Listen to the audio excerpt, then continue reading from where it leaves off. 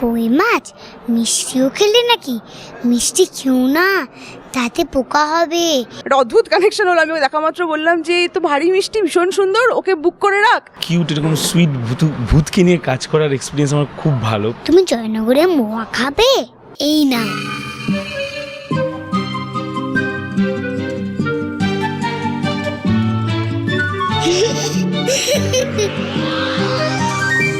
Tollywood রিপোর্টারে আজ তোমাদের একটি মিষ্টি ভূতের সঙ্গে আলাপ করাবো, যার নাম ভূতু।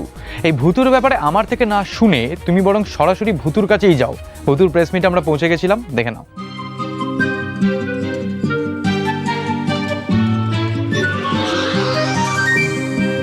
ভেঙ্কটেশের একটা অন্য সিরিয়ালের জন্য এসেছিল ওখানে অভিনয় করতে।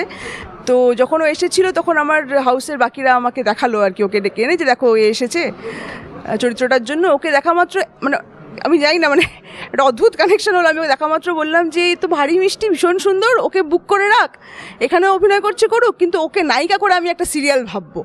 মানে ও এসেছে অ্যাকচুয়ালি আগে, আমার নায়িকা বেঁচেছিলাম আমি আগে, গল্পটা লিখেছি পরে।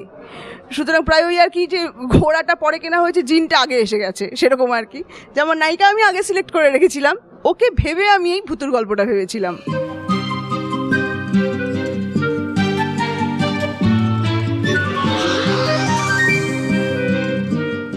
এরকম কিউট, এরকম সুইট ভূতকে নিয়ে কাজ করার এক্সপিরিয়েন্স আমার খুব ভালো, প্রচণ্ড ভালো।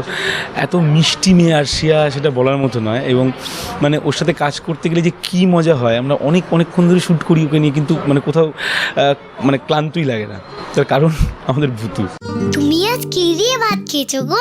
আলু সেদ্ধ? মাছ খেয়েছো বুঝি? কই মাছ মিষ্টিও খেলে নাকি? মিষ্টি খেও না, তাতে পোকা হবে। এই এত বড় বড় মা বলতো, মা না খাইয়ে দিলে আমার একদম খেতে ইচ্ছা করে না, তাই অনেক দিন খাইনি। ভাত দিয়ে ডাল, আলু সেদ্ধ, জয়নগরের মোয়া। তুমি জয়নগরের মোয়া খাবে? এই না,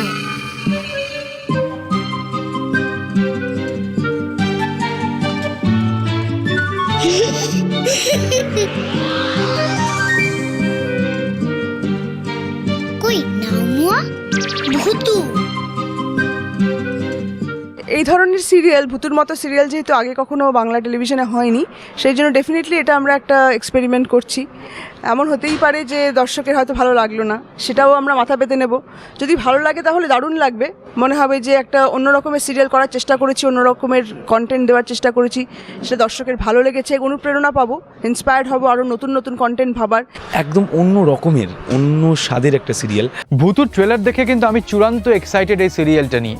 বিশ্বাস করো, এরকম পুচকে মিষ্টি ভূত নিয়ে এর আগে বাংলায় বোধহয় কোনো সিরিয়াল হয়নি, অ্যাটলিস্ট অন্তত আমার মনে পড়ছে না। তবে আজকের মতন টলিউড রিপোর্টার এখানেই শেষ। আমাদের world partner Max, look good, feel good.